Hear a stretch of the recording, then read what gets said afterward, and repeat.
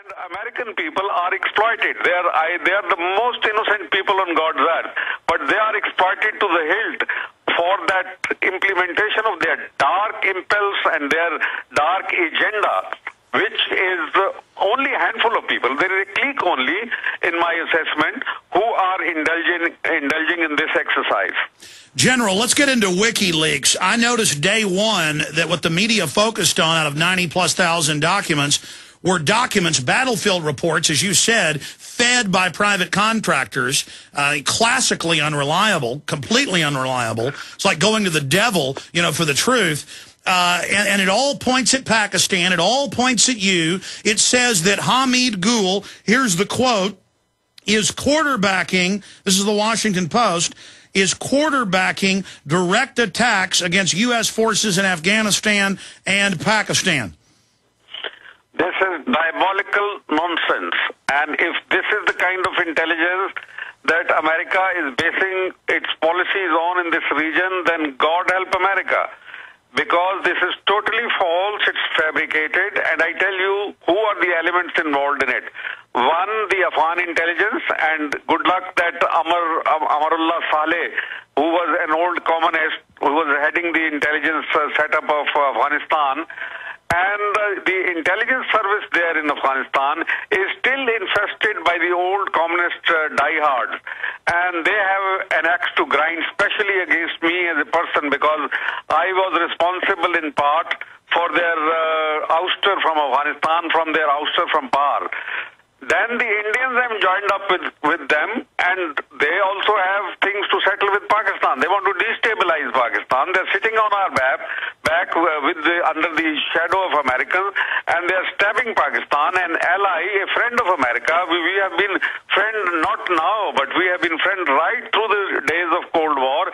Ever since Mr. Dulles, Foster Dulles, he framed the policy of befriending Pakistan, we have been a very loyal friend of America. And we have given huge sacrifices to uphold that friendship. But unfortunately, the Indians would have us put down completely, and they would want Pakistan to be subservient to India. This is not acceptable to people of Pakistan. Now, this is how WikiLeaks has been giving. Of course, there are only 180 reports with regard to Pakistan and my person. 8 times I've been mentioned in this.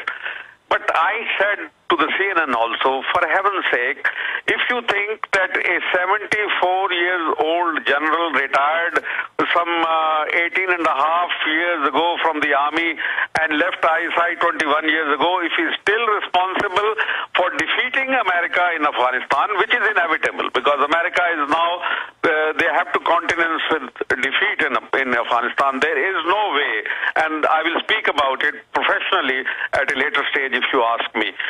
So if they are going to record it in history, in the history books, what are the American future generations going to read? That the mightiest power ever in the history of the mankind was defeated with the help of a retired 74-year-old general living in his house, a retired life. I mean, this would be shameful. They would be ashamed of it. Let the future generation not be ashamed. Speak the truth that you have failed. You have failed because your own policymakers have not come up with the recipes that were required. Your own generals would not measure up to the task that was given to them. So why don't you accept the failure rather than rub the blame on somebody else and start finding scapegoats, and those such scapegoats which would not sell in the market? Please, for God's sake, as far as I am concerned, I can tell you my future generation will be proud that he was responsible not only in defeat of one superpower, but in defeat of another superpower also. But that's not the case. I don't want America to be defeated there. I want them to exit Afghanistan gracefully. I don't want them to get involved into a running fight in Afghanistan like they did in Vietnam. Why don't they learn their lesson? And in Vietnam also, it's not too far back in history, General Westmoreland, he was an utter failure.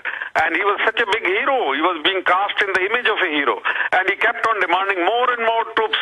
In the end, he had something like 556,000 troops, over 500,000 troops. And what did you do? I mean, they ran out Vietnam. Why could they not have thought of it earlier on? And similar situation now confronts them in Afghanistan. So it's, from my point of view, being a friend of America, I want that Americans should go out gracefully, leaving behind them a friendly Afghanistan. And it is possible. I can tell you it is doable. It is still doable. But tomorrow it may not be doable. Today it is doable from my point of view. As I assess the situation, it is doable. It is doable that Afghan society is allowed to evolve slowly into a modern society. That is also doable. General, the way they are going, I think there will be no option left but to cut and run out of Afghanistan. General, we just skipped that break, but some stations may have gone to it. We're talking to Lieutenant General Hameed Gul, former head of Pakistani intelligence. And I want to get more into WikiLeaks. I want to go back to the Mumbai attack because you joined us a few years ago, just a few weeks after that tragic event, and you fingered Western intelligence for staging it to stir up enmity between India and Pakistan, and as a pretext to bring U.S. forces covertly into Pakistan. We now know that was the case. I want to show viewers mainstream news here in the United States, including the Chicago Tribune and others, admitting that, quote, the head of that attack was a U.S. agent, and explain to people why they do this. But first, let's get into a basic boil down from your military expertise and expert on the region, what the real policy, what the real objective has been by the United States being used by these globalists inside your country and bordering Afghanistan. A, what are they really doing there? What's their real aims versus their public aims? B, what has really happened in the 8 years of occupation? And C, where all this is going? Yeah, 9 years of occupation now. 9 years of this dirty war which has been going on for a wrong purpose, at a wrong time, in a wrong place. Now, what is the real? The declared or the stated goal of the war was to disperse Al-Qaeda to catch Osama bin Laden. And now, lately, President Obama has come up with a new formulation, and that says that we have to reverse the momentum of Taliban. And who are Taliban? Taliban are resistance fighters. They are the mujahideen of the old. I mean, they are the same people, or their sons and daughters, who fought against the Soviet Union. And they are fighting for the same reason as they were fighting against the Soviet Union at that time. What is that reason? That reason is to protect their way of life.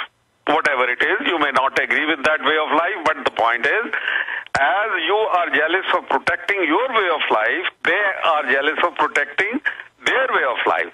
The other is liberation, because they look upon the Americans and the Allied forces as the occupation forces. And so they want to liberate. They will not settle for anything less than that.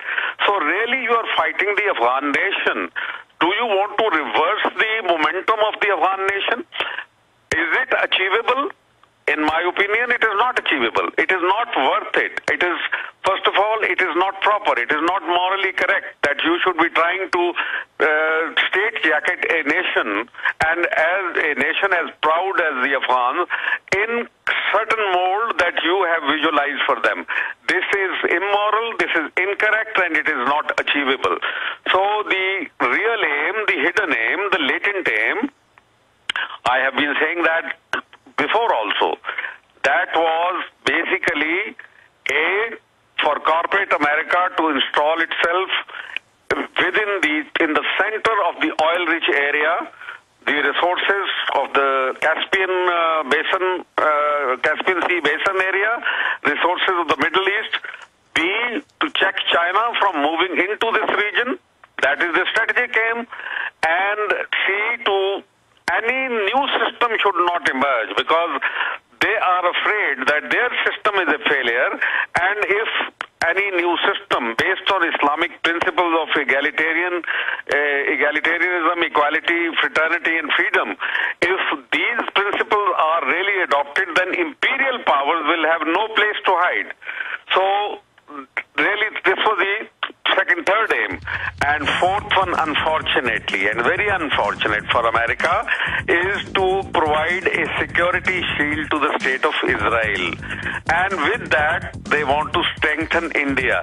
Now, imagine a country as big, as powerful, as enlightened as America should be acting to provide security to somebody else. General Gul. For what reason? General Gul, got a break. Back in 70 seconds. Continue.